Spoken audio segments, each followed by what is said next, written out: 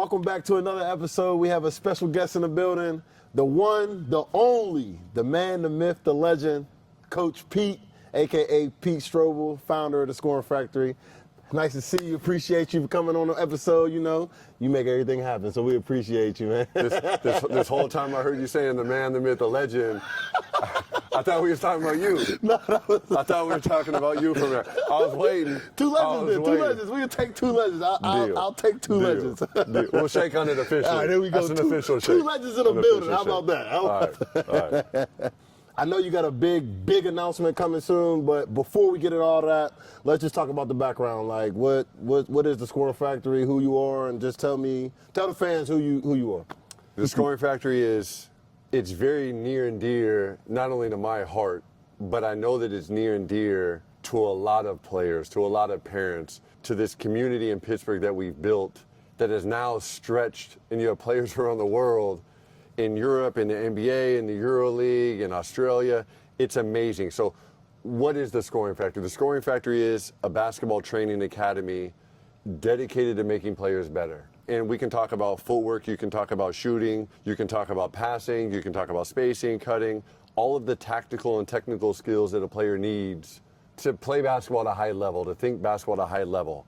That excites me, but I'm also equally excited about what we do for players that goes above and beyond just the basketball side, right? You think about what we do for players in terms of teaching them how to give great eye contact, teaching them how to give a good handshake, teaching them how to hold the ball when the coach is talking, teaching them how to be respectful, teaching them how to be disciplined, teaching them how the little things so they can earn playing time, so they can learn through trial and error, so they can earn opportunities in life. I think that's the key, right? So what is the Scoring Factory? The Scoring Factory started with me training one kid in a backyard. Who was that kid?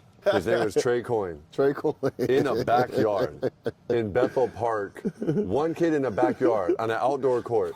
Yo, that's crazy. It is crazy. And I still have pictures of it, of me training that kid on an outdoor court, and it was so rewarding. So how long ago was this? This is 2009. Woo!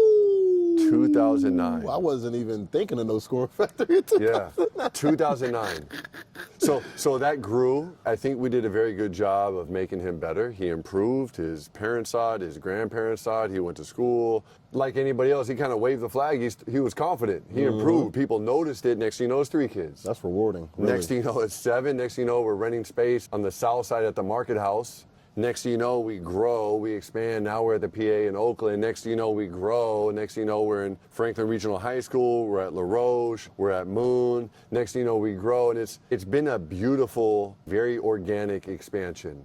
You know, never too fast, never outgrowing, making sure that we have talented and trained coaches that care, that are passionate, that want to make players better. And you're an amazing example of that. And I see you out on the court making people better, smiling, laughing. You're like the de facto DJ. You gotta have fun with this. Yep. Gotta have fun with it. We tend to all ages over here. I love it. It's young kids. I see parents grow. Hey, we gotta have everybody happy here. You know what I mean? Not just the players. We gotta have the parents happy. We gotta have the uncles, the aunts, the grandmas, the grandpas. We need everybody happy. It's a feel-good atmosphere. It's a love everybody atmosphere for sure. But for you, who has all these other gifts, and it's like you're amazing on the court and kids love you, we need that.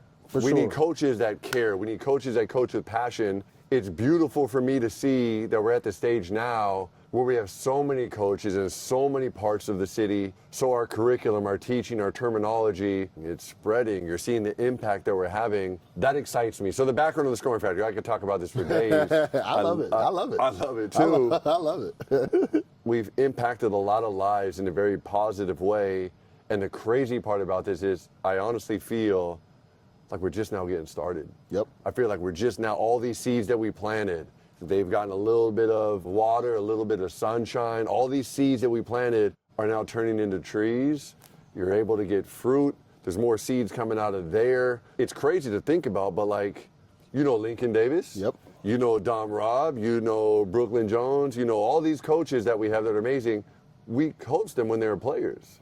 So we have all these coaches that have come through the program that are inspiring, motivating, educating the next generation. I truly feel like those seeds long ago have got us to this stage But now we're just about to start really moving. And it's growing, like consistently growing. But that leads me to what I want to ask you next. So let's talk about, you brought up alumni.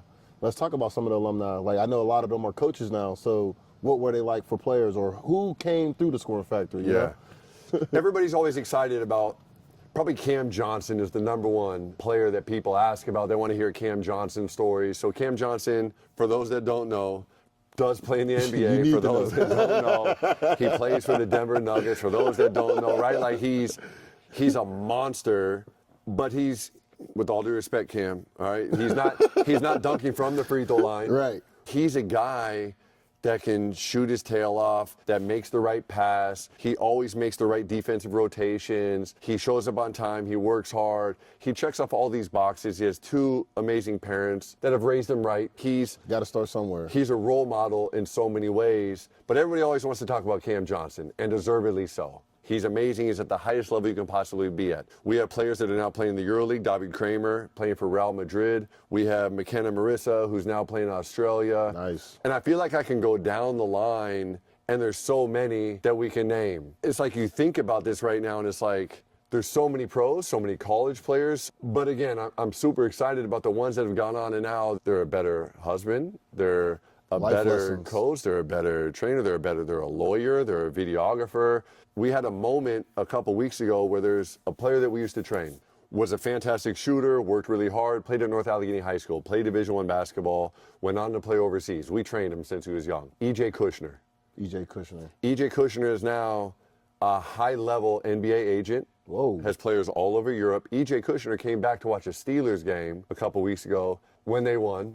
All right, Hey, they won that game. Let's not, We'll bring us some focus bad on the winning. memories. It was a tough season. So E.J. Kushner came back. He lives in Texas now. He came back to watch a game, and that morning he brought his third grade son to train at the Scoring Factory. You talk about a full circle moment. You talk about trying to make me feel like I'm 100 years old. That will do it. You know, like that will do it. So that now, let's talk about a week later, there's another player that we trained, like many of them that played professionally overseas. Corey Dethorne was a monster back in the day. He also, I don't know if everybody has a third grade son right now, but he has a third grade son too. Hey, shout out to the third graders. And his son comes to our workouts, and like full circle moment where it's like, man, again, those seeds that we planted are now paying huge dividends. So we talked about Lincoln, we talked about Dom Robb, we talked about, if I tried to name them all, we're going to skip somebody. Our head just going just like, boom. We're going to skip somebody. There's a beautiful story that we had this girl that we trained back in the day, played at Duquesne. Alex Gensler was her maiden name. Okay. And she was just a fantastic player. She worked really hard, played professionally. She trains with us, and when a girl is really good, we train her against guys. 100%. That's how you get better. You get That's pushed, the only way you can the better, speed of the game, Yep. all of that, right? One of them, who was an athletic beast in his own right, Corey Belovich. I'm making him run and jump and grow through your legs and killer cross, and no, you got to wait, time it, and then you got to cut, working on basketball. Outside of there, the whole, hey, meet somebody, a little bit of eye contact. I guess they did more than eye contact. So they end up dating, they end up becoming boyfriend, girlfriend, they end up getting married, they now have 3 kids, they're going to be monsters. So there's love stories. So look, you didn't put together the basketball, the love story, There's love stories involved the in this. life lessons. We got it all. The alumni, it's beautiful. And I don't think we've done a good enough job, to be honest with you, Didi. I don't think we've done a good enough job telling that story. Here I am, full of energy, but you know what I mean? I'm not an 18-year-old kid that grew up in this TikTok generation. It's a little different now with It's TikTok. a little different now. A lot of different. You see kids like, you know what I'm saying? Like you see kids, like you see parents doing that too sometimes, right? Like you see them scrolling and looking at stuff or whatever, and it's like. It's different, but I think the parents are trying to keep up with the kids because it's like you need to monitor what your kids are doing. Yeah. But it's tough. It's a lot different. Tough. TikTok is just way different. It's a distraction, their attention spans, all the way down the line. But what I want to say with that is this social media generation is not the generation I grew up in. We've learned to embrace it. We've learned and we've invested resources into growing our social media because I know kids love it. So we have to do a better job of telling our stories, of telling the Scoring Factory story, of telling the stories of these players that grow and develop and come from little kids, these cute little kids. Next thing you know, they're starting on varsity. Next thing you know, they're playing college basketball. Next thing you know, where their paths take them, that excites me, but I've been so locked in. Apologetically, I've been so locked in. It's like my driving force is make people better, make them better on the court, teach them, educate them. And not just dribbling and shooting every single time you touch the ball, like this European spin on it, where it's like, how do these pieces fit together so we can teach them how to play basketball, so we can teach them how to fit into any system, at any level, in any program, and they're not the selfish player that just wants to play ISO. It's like they know how to cut in space. I want the ball, then cut back door. I want the ball, then go get that offensive rebound. I want the ball, then make sure that you got target hands. All these little details. You asked about alumni. There's so many that are beautiful stories, but I know a lot of times people want to know about who are the pros. Yeah. We've had tons of pros, but like when I think about the players that we have that have gone on to be successful because of the lessons they learned through basketball, I view myself as an educator. As an educator, that makes me feel super excited, super proud, and super committed to continuing that, and then teaching the next generation of coaches so they continue that path. Like me. Exactly like you. Exactly like you. If anybody ever gives me any credit for you being like you, thank you, but Didi is Didi. Didi is Didi. No, we all need that. And I think that's, like, I look at you as a mentor. So I'm very appreciative of all the things you showed me and what you do for me on a day-to-day basis. Like, it really improves what I got going on in my life. Just makes me a better man. And like, I love the environment that you created, and it really just gives me the excitement that I have for everything that I do. Thank you. Thank you so much. We'll get some claps going on. We'll get some claps going on. Yeah, we'll figure something out. Don't worry about that. All right, so we basically broke down of like what the Scoring Factory is. So what direction is the Scoring Factory headed into now? We're now at this stage where we have hundreds of kids coming through our youth academy from all over Pittsburgh. We haven't invented, but we've redeveloped a model design to help players truly reach their potential. This AAU model that currently exists in America is not the AAU model it used to be 20 years ago. It's not what it was 50 years ago. AAU used to be this thing where it was literally the best of the best. Yes. There was limited age groups, there was limited clubs, there was limited teams. And I think somewhere along the way, it was allowed to get watered down. In this new, different landscape, this transfer portal world, kids have been allowed to transfer also in AAU. So they play somewhere one week and they go somewhere else. They're disappointed. They quit that team. They go somewhere else. Some dads or moms not happy with their playing time, so they start their own team. Pack their bags up and leave, literally. Exactly. So it's like the consistency of it has changed a lot. The talented players, if you're not playing for an EYBL team, and they leave those two, if they're not playing for an EYBL team, they're changing so much, which means how do you get good quality practices? How do you build any type of chemistry? So it's turned out to be, and I'm talking about the negative, it's turned out to be, to generalize, some very selfish basketball. Agreed. And that's a reason why potentially the NBA hasn't been the most beautiful product lately, because it's a lot of dribbling, it's a lot of ISO, whatever arguments you can make, right? And having lived 15 years of my adult life in Europe as a professional player and coach, for sure my eyes see the game a little bit different. For sure my eyes appreciate teamwork, my eyes appreciate structure, my eyes appreciate thinking and decision making far and above just sheer athleticism, which is always exciting. It's nice to see somebody go through their legs. But you got to think the game too. You got to be able to think the game. You have to. So AAU has turned into this thing where it's gone down a different path, and we want to change that. We want the beauty of the game. We want the teaching of the game. We want the inspiration of the game while providing a path for players to move up the ladder. But like, I wasn't that good when I was young. I was lucky enough to play Division I. I was lucky enough to eventually be a pro. I was lucky enough to travel the world and see some pretty amazing things. Like, I never thought I'd get to see the Mona Lisa someday in person.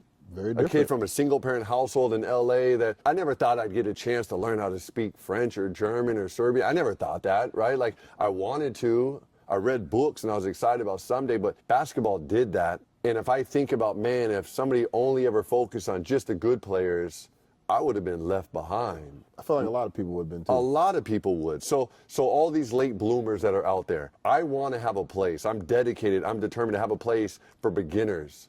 I want a place for the people that are just now finding their passion for the game. I want a place for the people that are the best of the best. I want a place for everything in between. I want there to be a place where there's learning and stimulation. So the two words that people ask me about is like, what is the Scoring Factory? What are you trying to chase? I'm trying to chase a challenging and positive environment. I want you to be just a little bit harder than what you're used to. Yep.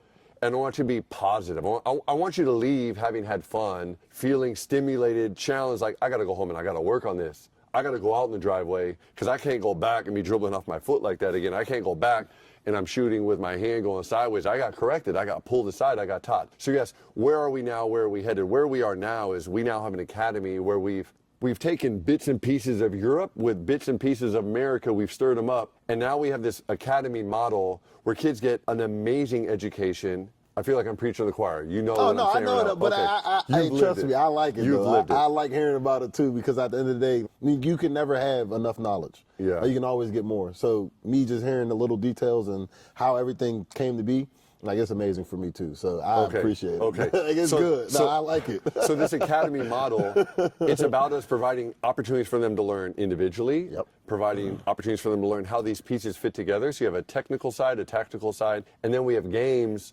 where I want competitive games. I hate watching a game. I hate viewing a game, and you're trying to evaluate talent, and it's like 60 to 12. Blowout. Like, it's 60 to 12. Because it's hard to. It's hard. impossible. Like, you can't scout nothing like that. No. And if you're a kid, if you're a young player, and to me, a kid is 17 and under.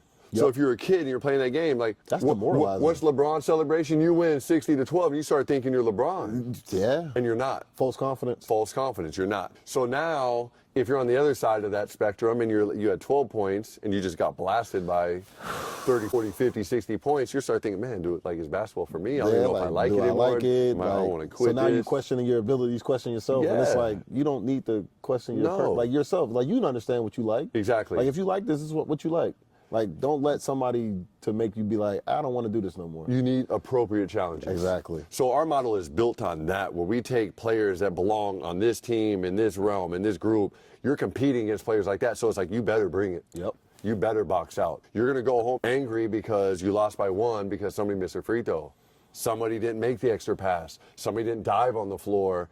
Because you're thinking about those moments because you lost by 1, 2, or 3 points. If you have games with a huge margin, you don't have that same appreciation. There's too much stuff that you got to work on. Exactly. Like, and there's too much stuff out of that game. It's like, I got to do defense. I got to rebound. I got to shoot better. It's like, it's too much mistakes. Yeah. Like, I don't need to focus on all of that, like, right now. Exactly. Like, let me just focus on one thing I did wrong. Let me get better at that, and then I'll revisit the other stuff. Exactly. So our academy model is that.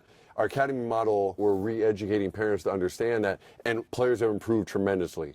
Now, at a certain level, at the 17 under level, you have to travel the country. You have to be seen in front of college coaches. But even that's changed. And I do know that we have some big news to talk about. So I'm hinting at that. but that landscape has changed. So when you ask, where's the Scoring Factory today, we have an academy in 10 different locations, also in Ohio. We have an academy with 10 different locations where players are practicing as conveniently as possible for them from a logistical standpoint, so they can practice as close to home as possible. We come together for those games. There are outside teams. There's referees. There's nachos. There's a scoreboard. It's a tournament, but it's designed. Real game feel. It's a real game. It's designed for players to get better as an individual within a team construct, within a team environment. So we have the academy. We have skills clinics year round. We have member workouts. 3 times a week, players can come to member workouts. We have private training. We have a winter league. We have a summer league. We have the fall academy built on small-sided games where we're teaching the zoom. We're teaching post-entry split action. We're teaching how to give a handoff and what those reads are. We're teaching pick and roll basics to make sure the players understand that. So as they matriculate, if they become a coach, they know how to teach the game. It's easy to teach, yep. If they become a player, they know how to play the game. Yep. If they become a fan, they know what they're looking at. We're building something so special. Even a referee. Even a referee. Now you know what you're looking at. Even a referee. Respect to the referee. Hey, we respect refs. Respect to the referees. We always. Respect to the referee. So that's how we started. That's where we are. Where we're headed. There's continued growth as we branch out into areas of Pittsburgh and beyond. Yep. And that day is here. And that's what we love to hear, you know? So I know you've been saying we got some big news coming. So finally, we can finally get into it. So, hey, before we start, I got a nice little drum roll. All right, Coach Pete, please lay it on us. Today's the day we announce this. Yes. But I do want to say, we didn't think about this last night. I didn't think about this while you were doing the drum roll. This has been planned for a long time. Very calculated, very planned out, very detailed. As somebody that cares deeply about Pittsburgh. Yes. Born somewhere else, raised somewhere else, went to college in a different state, lived all over Europe. I feel like I'm a Pittsburgh guy. I'm raising my family in Pittsburgh. I couldn't speak more highly, and I couldn't be more thankful of how beautiful this city has been. As an outsider that's come in here to make me feel welcome, we love Pittsburgh. And Pittsburgh loves you back. Don't forget that. Thank you.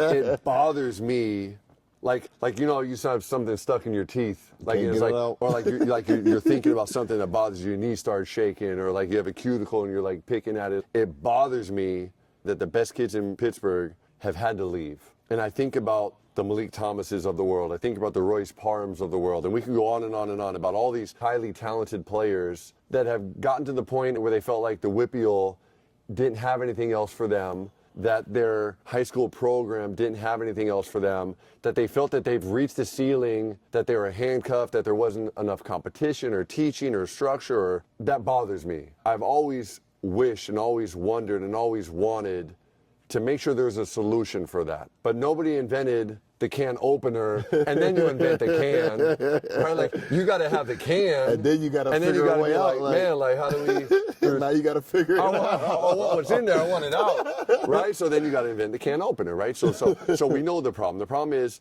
the best kids in Pittsburgh have left. That's the problem. Yep.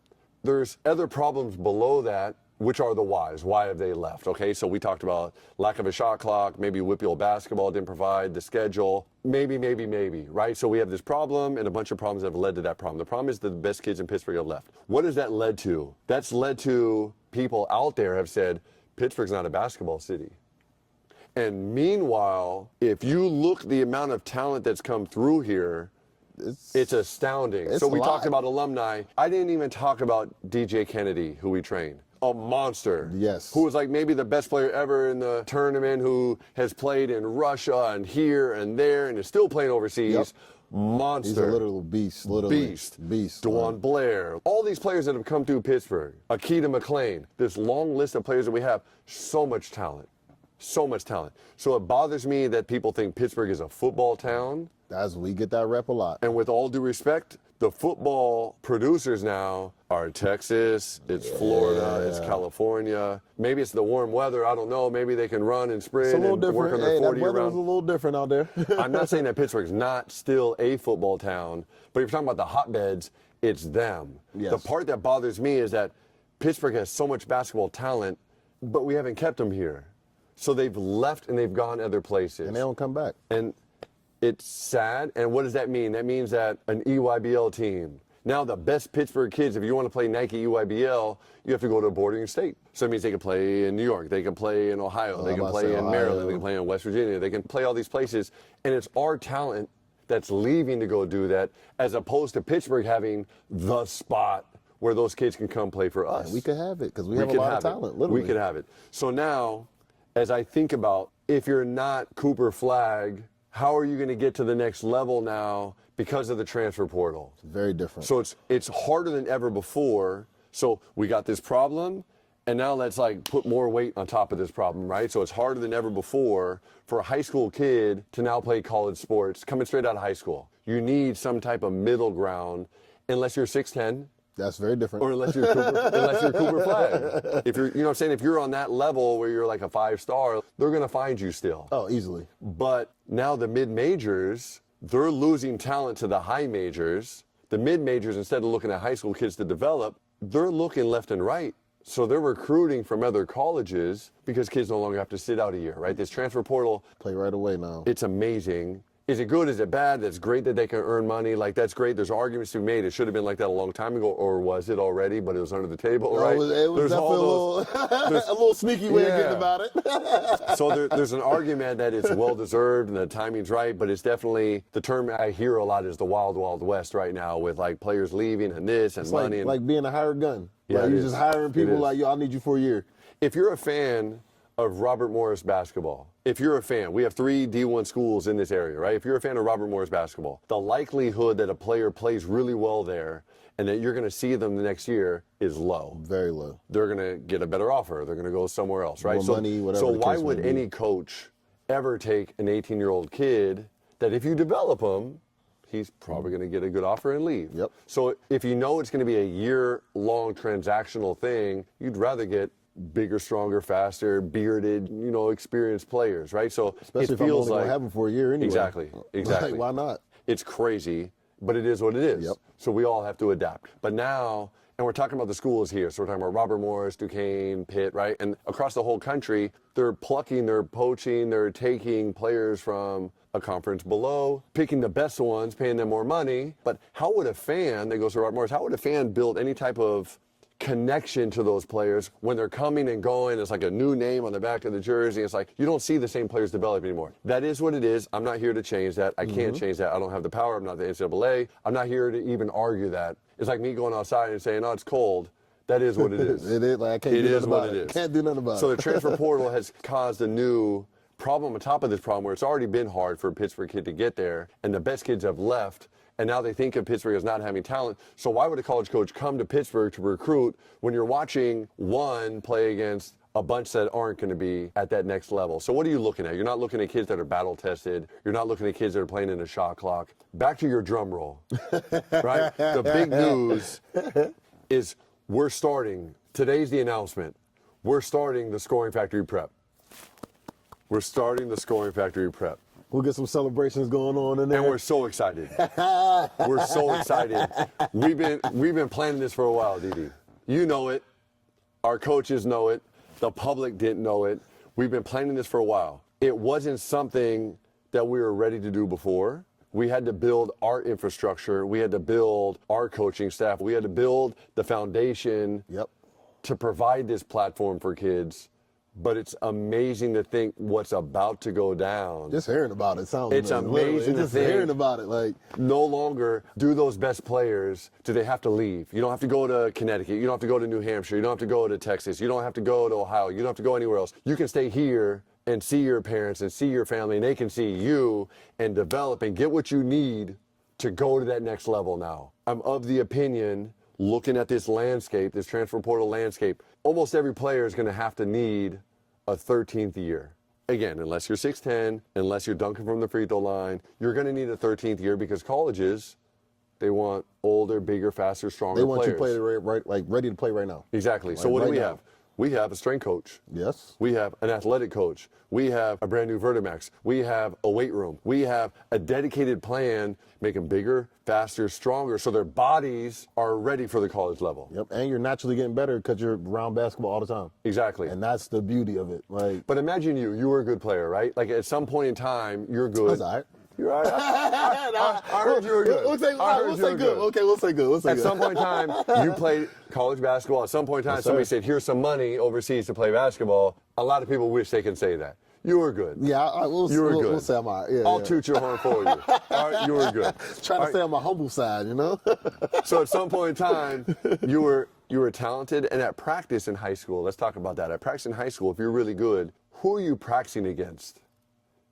Like, not people your level. Not people your level. It's hard to get excited for practice because you know you got a tier that's below you. Who's going to challenge you? Who's going to push you? Who's going to make you bring it every day? Iron sharpens iron. Yep. Right? Like, who's going to do that for you in practice every day? And having coached professionally in Europe, having played professionally in Europe, as a player, I couldn't wait to play games. That's the fun. As a player, I was like, practice, I know it's important, I know it's necessary, but it's like those games. Hey, it's a different feel because you're playing against somebody else. The noise, it's like, I want to compete. It's the excitement. Like, it's that excitement. As a coach, give me as many practices I can get so I can prepare my team for that one game.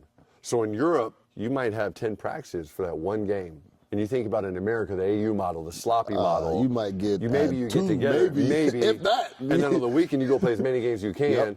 You win, cool, you lose, go get a snow cone, ice cream, eat some pizza, and you play again. It's like you don't have time to process. Complete opposite of what Europe does. It's the opposite. So for me, knowing that practice matters so much, it's hard for me not to think like that because I've seen it, I've lived it. Look at all of the Europeans doing so well in the NBA right now. A lot of them, actually. Names? But the top 3 best players is from Europe or overseas, you know what I mean? Not from America. Luka, Jokic, and Shea.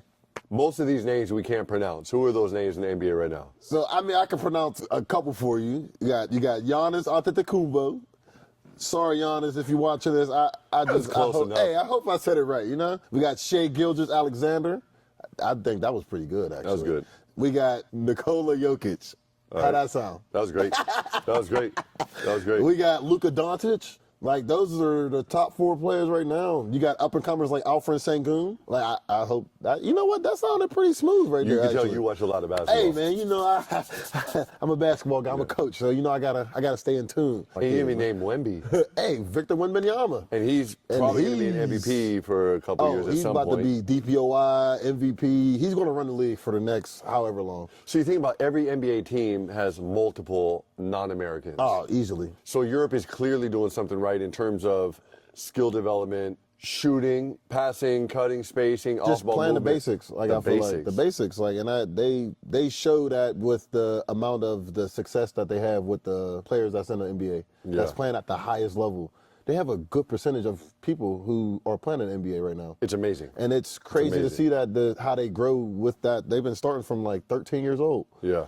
They've been playing with each other, playing together, and then they just grow and build on that. And the development that they have it shows. And the key word is the development. So now back to you being a good player in high school, like a bunch of other good players. The games, you can't choose your schedule, your conference. You can choose your non-conference schedule, but For sure. But you know, I've talked about this before, and it's like I've made some enemies, I've hurt some feelings. Why would you choose a bunch of cupcakes to play for your non-conference schedule when you're not going to battle test your team? That means you're chasing wins. You're chasing. I just want to hang up. I just want to look good. I want to get a Whippeal banner. I just want to look good for the Whippeal. Instead of producing talent, instead of getting them ready for those playoff games that are going to be intense. So now you have a player that's really good. Yep.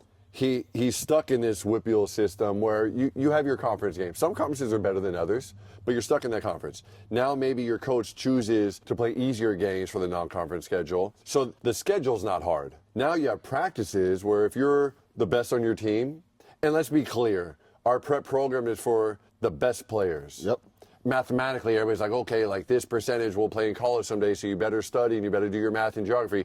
Everybody should. 100% of people should get good grades. Yep. But for that small percentage that wants to play in college, that's who this is for. And that's who we're reaching out towards, literally. That's who we want. We want to place 100% of players that come play for us in college at the next level. So now, back to the schedule, and if the schedule is not good, and now your practices aren't that good, you're spending X months. Is that 4, is that 7 months of your high school team situation of not getting better? Yep. You're not battle tested. You're not being challenged. You're not learning. It's like you're okay with mediocrity. And sadly, that makes it seem like it's the player's choice. And up until now, they didn't really have a choice. Yeah. But for those players that say, I want to play college basketball. I want more. I want to work. I want to be challenged. I want to get pushed. I want to be stimulated. I want hard practices. I want to go against somebody that looks like me and pushes me, and I got to go hard. I got to sprint. I got to touch the line. I got to jab harder. I got to make eye contact, and then I got to, like, for those players that want that then want to travel the country and play a national schedule, we're for them. For the players that are comfortable, hey, it's okay. You can do your thing. Stay where you're at. For the players that their goal is to win a Whippeal and that's it, stay where you're at. For sure. But I will tell you that if you go outside of Pittsburgh, and sometimes in Pittsburgh, and you ask somebody, what does the P mean in Whippeal? What does the I mean? What is the L? There's kids in Pittsburgh who don't even know what that means. You go outside of Pittsburgh, nobody has any idea. You go to Philadelphia, and they don't know what the Whippeal is. Nobody even knows what the Whippeal is. Like, they do not know. It's not something that's like made to be brought out for everybody to see, which is wrong in my opinion. Like, because if you want to showcase your basketball talent, you should be showing that to everybody. You got to get out there and do that. Play the national schedules, like you just said. Like, we should be showcasing our talent. Exactly. But since we aren't, it's hard to determine if we have the talent or not. And nobody's going to go up to a college coach and be like, hey, I want a Whippeal. They'll be like, oh, scholarship. Here you go. Here you go. Okay. It don't work like that. Yeah. They can care less. Like this kid won a championship too. They can care less. So now you put yourself, Jeff Capel, head coach at Pitt, Drew Joyce, head coach at Duquesne, Andy Toole, head coach at Robert Morris. You put yourself in those shoes. Why would they go to a Whippeal game? What's the point? There was a game this year, 27-23, something like that. A high school varsity game. That is Here's the crazy part. It went to overtime. Somebody got to win. It went to overtime, and it was in the 20s. Yo, that is crazy. A high school varsity game. Yo, that is crazy. I didn't see the game. Maybe they missed every shot. I don't know. I didn't see the game. We don't want to see I'm that. kind of glad I did not. I'm kind of glad I did not. But there's kids out there that are stuck in that. They don't know any better. They've never had an opportunity. There's kids there that are stuck in that. And that's a whole other argument of how that needs to improve. Yes. They finally voted in a shot clock. It's still coming a couple years down the road. That's going to change everything. Thank you. Oh, we prayed. Thank you for doing that. We needed that bad. They need it bad. It's still not here. It's not going to be here next year. It's still, we're a couple years away. At least it's coming, but at the end of the day, like, that's something that should have been here yesterday. It should have been. Like, it should have been installed yesterday. But that's why other places have an advantage over us, because they're already playing with a shot clock. Game they know management. how to play. Like, they know how to move the ball. Real basketball. And that's all. College basketball is a shot clock. You want to prepare kids for college, you play with a shot clock. Like, when I played in college, I felt like I wasn't really ready because I didn't understand how to play with a shot clock. It was so new, right? Everything's new. So it took me a little bit to adjust to that. But you see parents sometimes that don't know about it, and they're like, 15, 14. It's like, you're yelling from 15? like, it's crazy. Like, it's so much time. Wow. Like, I can get it to a whole second, 15 You seconds. got like 7 passes in. We can reset with 15 seconds. But like you said, that just goes to show of lack of understanding of what real basketball is meant to be played like. Like, it's different. So for those D1 head coaches, for them or their assistants, for them to send their assistant to come watch a Whippeal game, to maybe see one kid that they think is a prospect, one kid that they think could play at their school, one kid that's good enough, strong enough, fast enough, skilled enough, hungry enough, competitive enough to play at their school, who are they playing against? There ain't another one on the other side. Right. So there's one kid out of those 20 kids that's about to play. And we wonder and we complain, it's like, why do they recruit Philadelphia so hard? Why do they go to D.C.? Because there's more talent on the floor. And there's like 3 of them dudes on one team, and you got 4 of these other dudes on another team they're really going to compete. So you got like 3 to 7 on the floor where you could really look. You might have gone to see John, but you're going to go home being like, man, I want to recruit Mark. like Mark's a beast, yo. You see different players. Yeah. So back to that, having this prep program is super, super exciting. It kicks off now. Our first practice starts in September. So we're a couple months away from that. But it kicks off now. Today's the announcement day. Today's the day where we say, hey, Get the world. word out. Get that word out. Hey, world. Yeah. So for the good players out there that are thinking, I'm feeling stuck. For the good players out there that are thinking, I want to play in college. For the good players out there like, I want to be tested. For the good players out there that need that extra development, we're here for you. For the players now that are graduating this year, they're seniors in high school, that are really good, that didn't get the offer they wanted. And that's the story nationwide. They didn't get the offer they wanted because of the transfer portal. Had they have been a year older, had they been 5 pounds stronger, had they run a little bit faster, jumped a little bit higher, which you can work on. Had they had that, plus quality game footage, plus battle tested, plus national exposure, plus all the things that we're going to have for them, now that kid that's a senior can come to us for 1 year, that prep year, the post-grad year, the gap year they also call it.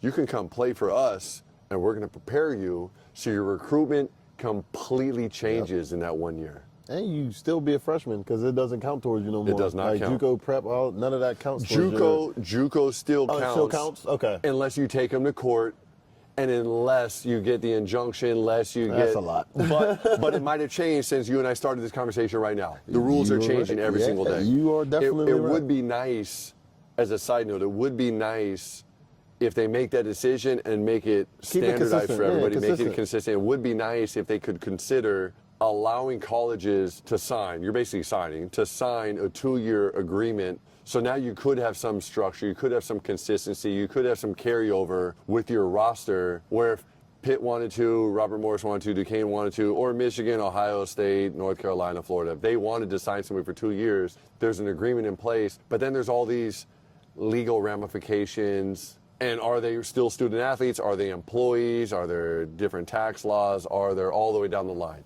So super excited about what we're doing, what we're providing. And there's a lot of exciting stuff to talk about. The players that are coming. Pittsburgh, be ready.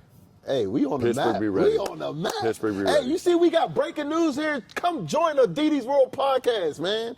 Like, we got breaking news on the show. We got it all, man. You're like, first with the scoop. Hey, just know we getting Didi's worldwide. We getting worldwide. People go right now on Twitter, they go right now on Instagram, they go right now out there. They're going to see crazy news and articles because there's been a build-up behind the scenes about this. Yep. But in terms of the first scoop. Oh, yeah, this is the legit. First scoop. And it's coming from the source, so this is legit. Hey, I'm just blessed to do my job, man. And you're good at it. Man. It was hard keeping a secret, too. Couldn't even tell my mom, man. I love my mom, too. I was trying to tell my mom. I couldn't even tell her. Sorry, Mom. You going to see it now, though. Is she watching? Yeah. Okay, yeah. She's watching. She's a fan. She's a fan for life. She ain't got no choice. You just broke some great news for us, and amazing news, actually, and super big. Everything's on the way. What are the benefits of starting up a prep program? Like, is it for the kids? Is it beneficial for everybody that's involved? First and foremost, we want to help Pittsburgh. We want the city of Pittsburgh to benefit from having our own. Yep, put them on the map. Put them on the map. them We on the want map. them Love it. together. We don't want them to have to leave. We want them to stay home, to be seen by their families. We want to nurture them. We want to help them grow. So it's for Pittsburgh kids. At some point in time, there's going to be a kid that plays for us that comes to us from Texas. At some point in time, there's going to be some kids that come from other places outside of Pittsburgh. But that's also going to help those Pittsburgh kids Oh, yeah. because iron sharpens iron. I've said that a couple times. I mean it. That's such a big part of growth. People sometimes forget you have to make mistakes to learn. They sometimes forget that you learn the most sometimes through trial and error. You need to be challenged. You need to be pushed. You need to be with really good competition on a daily basis. So first and foremost, we want to help kids from the city of Pittsburgh. We want to keep kids home. We want kids to be able to play with a shot clock. Yes. We want to play a national schedule. We want to travel and play That's that the exposure. Spires of the world. We want to Yep. get out there and play those teams. We want to be tested. Need that. We might lose, we might win. And if somebody asked me at the end of the year, everybody got a scholarship, everybody advanced, everybody went on, and you lost some games, or you won every game but nobody got placed, I want to place everybody. I want 100% placement. So we're going to go play a national schedule to make sure we're tested. Yes. We're not going to play the easiest teams that we can. So we say we won some games, but we won by 30 or 40. That means we ain't playing nobody. Yep. We want to take the best of the best and go find the best of the best in other places and go play those kids. Naturally going to get better like that anyway. That's the only way. We want them to be battle tested. We talked about the schedule. We want to make sure that they're promoted. Ironically, the best way for a college coach to learn about a player is for their high school coach to call them. That doesn't happen enough here. Not at all. It doesn't. Somehow along the way, it became let's chase victories. I understand that. Let's chase victories. It's got to be about helping each kid, and they're all different. It's got to be about helping each kid, reaching them at their level, and giving them the stimulation they need to reach their success. There's a player we had a couple years ago, played for our AU team, Niko Gidas. Niko got it. An amazing kid. Parents raised him right, probably more his mom. Dad's an amazing dude. That's a shout out to his dad, okay? His mom did an amazing job. This kid, he's a worker, always in the gym, always doing the right things. Yes, sir, no, sir. There on time. He's a Very worker. pleasant. And he wasn't amazing when he was young. He loved it, but he wasn't amazing. But he was diligent. He was consistent. He trained. He came to every clinic. He played for us on our AU team. And we told him, it's like, Niko, you're not going to be the best player on this team. In fact, you're towards the bottom end of this. There might be some games where you don't even play. Mm-hmm. Do you want that challenge where every day in practice, iron sharpens iron, we're going to make you better. Somebody gets a sniffle, somebody sprains their ankle, you climb up the ladder, but there's nothing guaranteed right now for you. Is this still what you want? He said, yes, coach, please. He played for us. What happens? Somebody gets a bloody nose, somebody gets a Charlie horse, Something happened where he get his minutes. And he's there on the bench. Ready to play. Ready? Me? My turn? And he goes out there and he does great, right? Wow. He goes back to his program. He goes back to his high school. Let's backtrack 1 year. His junior year, he played JV. Wow. Okay? Plays for us. Trained for us like crazy, worker. This is all him. I don't want to turn this into a scoring factory story. This is Niko. Right, he put the work in. He put the work in. He just showed up and y'all just helped him achieve whatever he wanted to achieve. He was driving the car. We were telling him to go that way. There you go, yeah. Right? So he works his butt off, has an amazing summer, gets back his senior year, gets a couple minutes here and there on varsity from the bench. Somebody gets hurt, somebody gets a little bit sick, he goes in, hits a couple shots. Fast forward, he becomes a starter. Fast forward, he becomes all conference. Whoa. On this team that wins the WPIAL. That is a crazy and goes deep in the story, state yo. playoffs. That's He's now crazy. playing college basketball. What college he goes He's to? now at St. Vincent's. Congrats, man. Shout out to Niko, man. monster of a worker. You asked about Alumni. We didn't even touch on him. There's all these amazing stories, right? We have to do a better job of telling these stories. He's an amazing example of a guy that was persistent, a guy that worked hard, a late bloomer.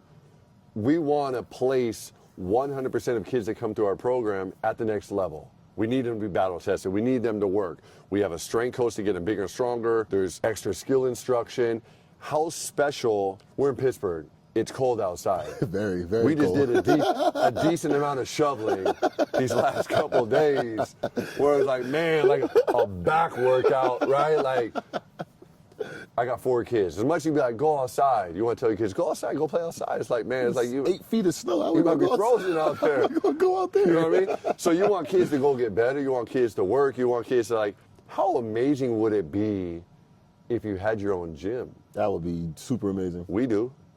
How amazing would it be if you were a player that was hungry, that said, I want to play college basketball? It's not for everybody. For those that say, I want to play college basketball.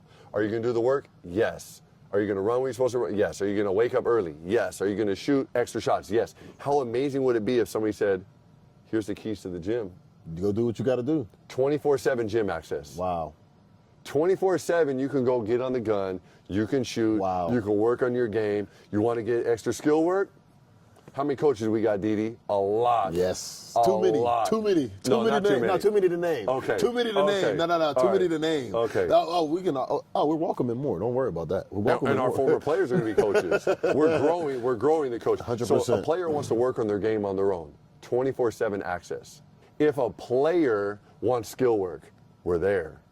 Now, you talk about intense practices. You talk about video review. Mm-hmm. You talk about playing modern basketball, where we're teaching you how to fit into a college-like atmosphere, where you're no longer, you run a play with 1,000 passes for 3 minutes, and you don't get the look you want, so the coach yells out, reset, do it again. Like, that's not real basketball. So all those things we talked about, shot clock, national schedule, recruiting. Here's the 2 that are near and dear to my heart that are special. Again, we talked about math and geography. We talked about the value of education. When you're learning what you learn in school, it's not always as exciting as it could be. Traveling is maybe the best educator you could ever possibly get. So these moments we'll have with these kids, going to big games in different places out of state, there's growth to be had. Do we also go to a museum? Do we also go on an excursion? The team building aspect of that is special, and that's about growth, right? Now, what are you learning in the classroom that maybe doesn't teach you how to do your taxes, maybe doesn't teach you how to be good on camera, maybe doesn't teach you some of these skills that you'll need if you're going to play college basketball? There's some horror stories that are real, that are true. There's some horror stories out there of kids that are making NIL money that spend it all because they're kids. One day, They're kids. They buy new fill in the blank, cars, clothes, 17-year-old shoes, with whatever. $2 million. Like, hey, it's Spend it different. all and forgot because nobody told them, didn't have great guidance. I got to pay taxes on that. So now they owe money they don't have anymore. So now they got to hope they get a better NIL deal the next year just to pay off the past taxes. It's like a backwards Ponzi scheme, right? So what is that called? How do you make sure players know how to do that? Financial literacy. So we have experts coming in to make sure that every player who comes to the Scoring Factory Prep, they learn about all those details about how to manage their money and every aspect of making sure that they're well-versed and well-prepared to be responsible individuals with their hard-earned money that they busted their butt to get, right? Yep. So like, that's a big part of this, financial literacy. What else? At some point in time, you've been there, at some point in time, somebody's gonna have a microphone, be like, what do you think about the game? Or your team didn't play too good today, and they're gonna put a mic, and you might say the wrong thing. You might stutter, you might freeze, you might get nervous. Oh, interviews is different too. So media training, that's a piece of what we wanna share with these players. We wanna prepare them for everything that comes with playing college basketball, and if they're lucky, beyond. What if they want to be pros? We want to prepare you for that. Yep. We want to be with a player theoretically. People talk about finding good players, right? Like you can't start knocking on doors of juniors and seniors. I want us collectively to find 1,000 second graders that are falling in love with basketball, that saw it at a game. Their older brother or sister played. They learned it at the courts of the playground. They want to learn, they want to grow. Their parents Google, they find out, where do I get better at basketball in this area? The Scoring Factory. They come, they learn how to shoot, they learn how to pivot, they learn how to pass fake, all the details that matter, right? All the basics. And then we grow them, cream rise to the top, talent. Some of them are going to rise to the top, and we're building an army of talented players, and that's special, but I want all of them to have access to information, to have access to education, to have access to teaching, so we can prepare them to reach their potential. Some are going to be pros. 100%. Some are going to be teachers, some are going to be lawyers, Doctors, some are going to be videographers. everything. There's kids now that we've coached and trained that are now some of our best videographers that are producing content and doing amazing work. And that's like, to be involved with something you love, how many people aren't lucky enough and they have a job where they make money, but they don't love it. They do it, There's it a lot pays of the people bills, like they don't love it. Imagine if you have a chance where you realize at some point in time, like North Carolina didn't knock on my door. Duke and Kentucky is like, man, I want to go to UCLA, but Yep. Michigan State didn't come. So you take your path and you end up where you end up, but there's a chance to still earn money related to this passion that you have. Amazing. We have a sponsor. Thank you so much, Cleveland Brothers. We have a sponsor that believes so much in what we do that we've grown with them. They're on a different level, right? But they've supported us because of what we do for kids. We've grown with them that now this year, for the first time in our academy, in one of our tournaments, the Cleveland Brothers Classic, they're coming in to do a seminar because they want to provide opportunities for recent college graduates that are former players, that understand how to work in a team environment, that have dealt with some adversity, that have lost and come back, that have figured out how to plan, how to work together. They want those types of people because they're harder workers. They're not scared of a challenge. And how rewarding is that? Like, I'm so excited about that. How rewarding is that for me to know that these cute little kids that we get in first and second grade, they're just finding their love for the sport. They're not thinking about a job when they graduate college, but we have a path for them. We have that path. So as much as everybody wants to be the next Cam Johnson, and I want them to want that. I want to help them on their path. We want to stimulate that. So as much as they want to be in the NBA, there's so many different ways you can go and be ultra successful in life, taking the valuable skills you learn through basketball. Basketball is the vehicle, right? Taking those valuable life lessons that make you a better human. And now there's companies out there that want to reward you for that. That's amazing. It really goes to show just like how much like shout out to Cleveland Brothers. Like, we are very appreciative of those who come in and really just try to help build the foundation that you already established. Like, that is a wonderful feeling. And like, I think everybody who's involved with the Scoring Factory has done something to try to elevate this brand and put Pittsburgh on the map and just try to really get our program out there. And just, people wear this with pride. Oh, you like got they to, wear man. this logo with pride. Yeah, I will, like, this is like my life. Like, I love what I do. And like, I tell everybody. You're a fantastic role model. No, I tell everybody, like, yo, where you, Scoring Factory, like, this is, like, if you want to join, please come. We allow people to try a free session. Like, please, you go on the website, man, you try a free like, session. Because it really does wonders. Yep. Like, even if you're an inspiring coach, come see what we do. Hit us up. Like, you know what I mean? See what you can do in this environment, because it's an environment for everybody. It's not just for, oh, you look like a coach, you can come join. No, like, you can. I was talking to one of our coaches the other day, and I get excited when it comes to basketball. As you should. I love the X's and O's. I love seeing the improvement. I love the development. Yep. Like, that excites me. We were talking about, not wanting to get into the details, but we were talking about strategy. We were talking about tactics, right? We were talking about all these areas of how to make a read and how to punish the defense based on how they play. Yep. Later on that night, that coach sent me a message and said, I'm so juiced up. I learned more in that 10-minute conversation than I've learned my entire life. That coach played Division I basketball.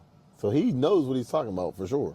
That coach knows basketball. 100%. That coach learned just a free-flowing information of knowledge, right? Like, just like give and take, like what we have. Maybe I help you, maybe you help him, maybe he helps her, maybe she helps. Like, the amount of coaches we have that can help each other, it's an army. So when a player goes to location A, B, C, D, or E, they're hearing the same message, the same terminology from all of us with a different voice, with your background or my history or my story, your analogy, but they're hearing the same message. They know it's got to be right. Yep. Because it does take a village. So if there are coaches out there that are committed to development, that are committed to teaching, that are committed to doing this for the right reasons, just like you said, like it's the place, man. Get It's the place to be. Get in touch. Yo, we love this, Get man. in touch. Like, Get in touch. It's just amazing just seeing the kids. Like, it's for me, from my experience, like when I first joined to now, like I've always had the same personality since I started. But just seeing the amount of kids that you were born like that. Oh yeah, I wake up and I'm just talking, you know. Yeah. Like I wake up with a good attitude. I'm Yeah. happy every day. So I just want to give that same love and happiness that I have for basketball and just share it with other kids. Yeah. And I think the kids are really starting to understand I have to love basketball to play it first. Has to be a passion. Like, I have to love this. Like, Yeah. I can't just get out there and be like, you know what, today I'm going to just sit in the corner and then I'm going to let my teammates do what I do. I'm not putting my shoes on Yeah, until like, the I last won't tie second. my shoes up today. Like, Yeah. you can't have those days where you kind of like it. Oh, Yeah. today I'm going to love it today. Tomorrow I don't know how I'm going to feel. But Yeah. you can't have those days because at the end of the day, that's taken away from your time of development. Yep. And if you're not developing, what are you here for? And I think that's our job to make it fun. Yep. But it can't be bingo. It can't be pin the tail on the donkey. It can't be just like, we're going to play musical chairs. It has to be fun, but we got to make them better. Like, it's got to be harder than what you're used to, so you're challenged. So like back to the challenging and positive aspect, that's our job to make it fun for them so they want to come back. But it's like, we talked about shoveling some snow. Yeah. That's not fun. It But needs to be done. It must be done. It needs to be done. You have to do it, but it's not fun. So if I'm choosing what I want to do, imagine it as a parent. You have an opportunity to put your kids in an environment where they want to go. They are excited. It's like, man, I can't wait to go. Coach Didi was, you know, like whatever. It's like, it's exciting for them. They feel warm and welcome when they walk in the building. That's fun for them. It's an environment. It's a culture. I'm proud of that. I'm proud of our coaches for providing this environment where it's like, man, it's fun to get better. Imagine if shoveling snow made you shoot better. I'd go shovel. I will shovel snow every single day. Man, you shovel a mile of snow and you'll shoot like Steph Curry. They say you get like be 40%. shoveling- Yeah, exactly. I'll be shoveling snow till I can't shovel no more. Exactly. So, like, I appreciate the insight of breaking down what this announcement was. Let's say a lot of parents and a lot of kids have questions and concerns. So, like, how can they get in touch about what you just broke down or about the scoring factor in general? The best way now, and I know this is going to spread like wildfire right now. Like, I know that. So, like, you had the breaking scoop. This is like a Didi bomb. Yay, man. You know what I mean? Hey, a little Rose bomb, little Didi bomb. I'll take it. This is the first Didi bomb. Like, boom. Exactly. Like, So the best thing, a hungry player that wants to play college basketball, I just want to stress that. This is for players that want to play college basketball. I just want to take it to the next level. Take it serious. This is for them. For sure. This is for the ones that have made that commitment to work harder than anybody else around them, that want to be tested, that want to be challenged. If you want to play college basketball and you're willing to take that next step in your development, you should go to thescoringfactory.com. There's a contact us page. If in the top right, there's a little I think it's called a hamburger menu, right? There's a little search bar. There's a page called the Scoring Factory Prep. So thescoringfactory.com/prep or contact us. I want to make it as easy as possible. Hey, either or, either or. But if they go whatever to you prefer. If they go to the Scoring Factory, they go to our homepage, thescoringfactory.com. The page is live. The information is on there. You have some questions. The facts, they exist. They're there. And I think about this right now. It's like if I was a WPIAL player and a coach was trying to recruit me, how do they find your stats? How do they find a game recap? How do they find pictures? How do they find, without like knowing an assistant coach or chasing you down on Instagram, there's no real database, there's no real information source for that. You want to know how a player played at Kentucky, you Google Kentucky men's basketball, you can see the game Box recap, you can see score, the everything. scores, you can see all that. We have that. That's going to be for every game. Lovely. We already have a writer that's going to write reports. We have all that information there because we want these players to be seen by college coaches. Promotion is a big part of this. We got to get the best players and we got to promote them. We got to place them. I want 100% placement. So to answer your question, thescoringfactory.com, send us a message. There's an application process. This is not for everybody. Not everybody's going to make it. Not everybody's good enough. We're trying to take the best players that say, I want to play college basketball and guide you and put you in a team to take you around the country to be seen by college coaches. And that's beautiful. I wish I'd had something like this when I was growing up. I would be first in line, like, yeah, what I got to do to join, man? Anything I can do. Yeah. Like, it's beautiful to, like, really just have that type of news, honestly, because we don't have that as Pittsburgh, like, players. Like, we don't have that Haven't had that. Have it, yes. It's here now. We have it now. My It's bad, here my bad, now. my bad. I'm It's just here talking now. about before, you know? So in the past, Yeah.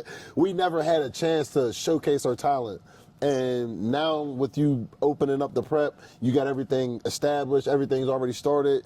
It's just a plug and play for a player now.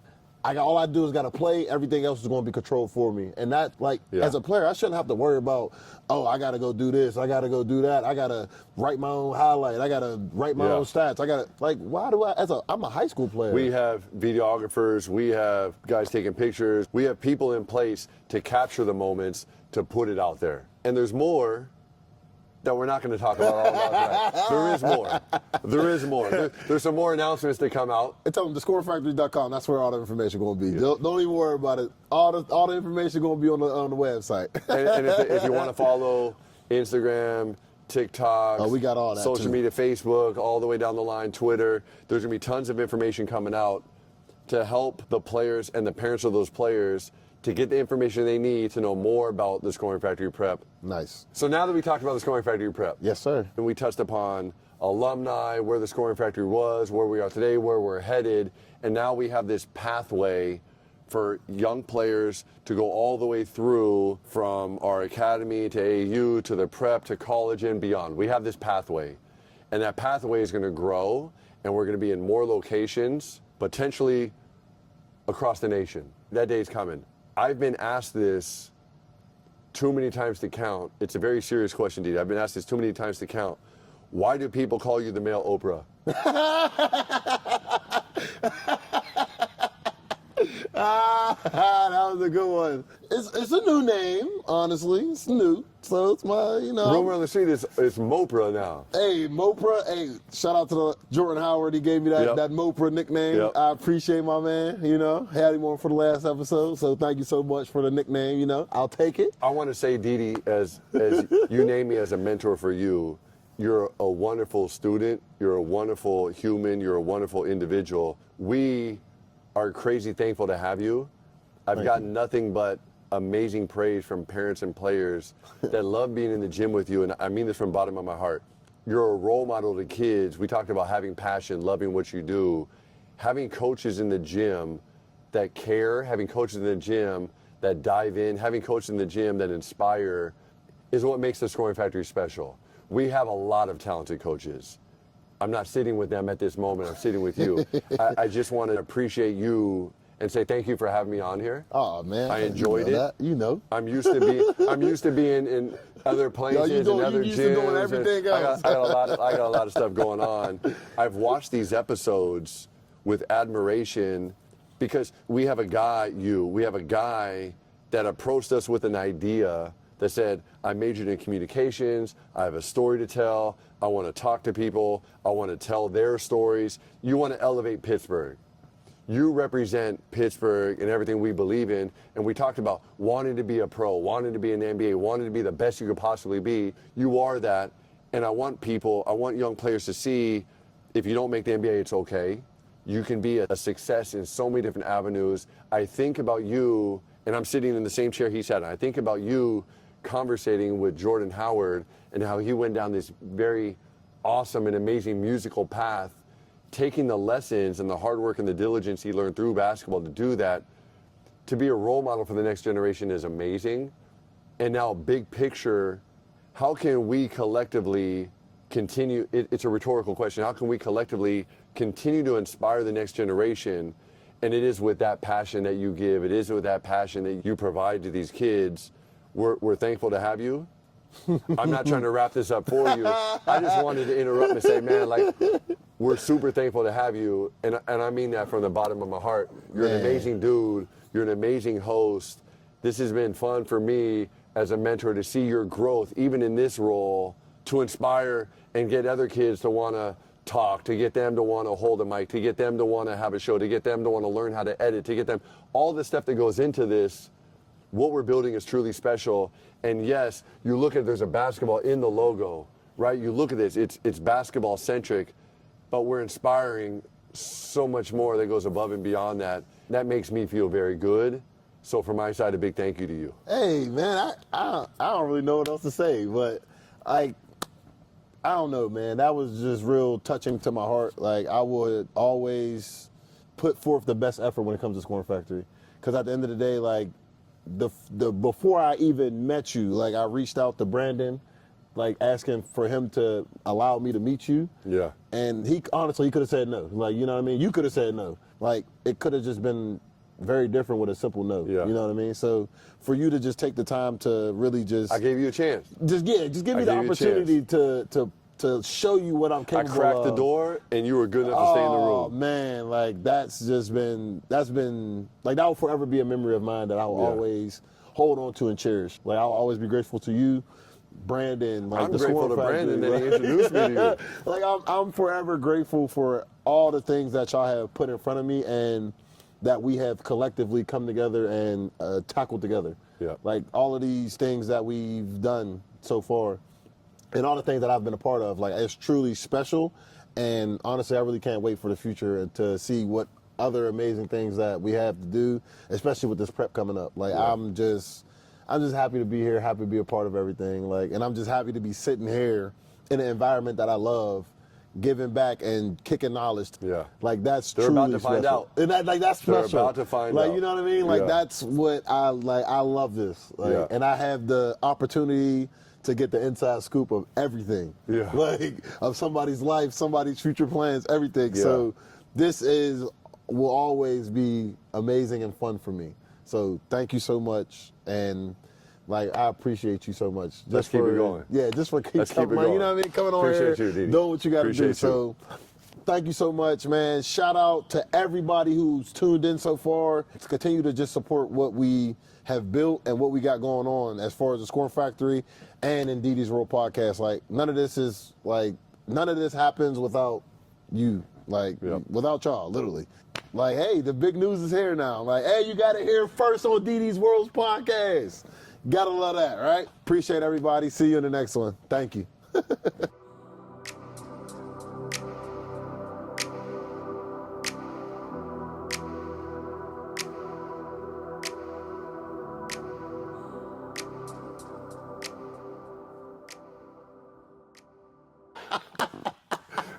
You're doing that for the camera Yeah, right just now. for Cam. That is next level. Mike, check. Check 1 2. Check 1 2. We good? I'm feeling good. Wait, I got a little white stuff here. Yeah, I got some little fuzzies too. No, it's insane. Like, it's about to be next crazy. level. Like, but it's about to be crazy. Like, I never imagined. The podcast. Like, so when you're gonna do the man, the myth, the legend, like, I was like just about getting ready. Yep. All right. So what is it? So I don't even know how to. Talking so much. I thought we touched on it, but Yeah. like, well, it is what it is. But as long as I have them and you creating. I was getting ready, like, man, tell me about you. Playing like Footloose or something. Hey, you know man, what I mean? I Like, know it all. Like me. That was bad. I know, man. I don't know. I wasn't gonna answer that question anyway. Yeah, exactly. We're gonna skip Like, our somebody. head just going like poo. You gotta, You know, hey, you gotta have fun with. looking at high school kids to develop. Some just flew by. I don't know. I don't know. You know how like. Let's get another one. That was bad. Because last episode I saw you say you didn't even know what a snare was. Well, We're so excited. We're gonna go get a water break real quick. terrible. That was terrible. A lot of basketball. Hey man, you know I'm like, hold on. I'm gonna ask you something. Yeah. That was a good one. Yeah. That was a good one. Yo, that was so nice. On a time. 10:30. She ain't got no choice but to watch it. Pittsburgh never had you it. about it. Like, it's crazy. Like, what? That was beautiful. Ah.